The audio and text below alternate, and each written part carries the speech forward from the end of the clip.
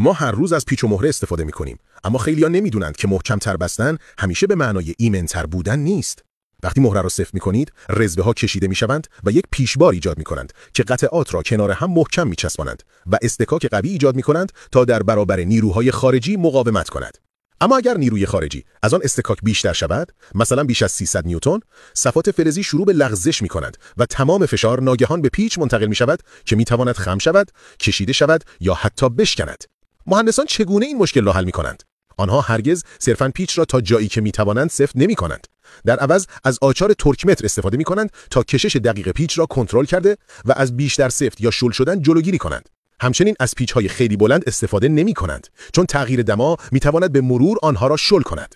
در نهایت واشرها اضافه می‌کنند تا اصطکاک را افزایش داده و اتصال را قوی‌تر کنند. یک حرکت ساده سفت کردن مهره در واقع یک مهندسی پیچیده و دقیق پشت خودش دارد.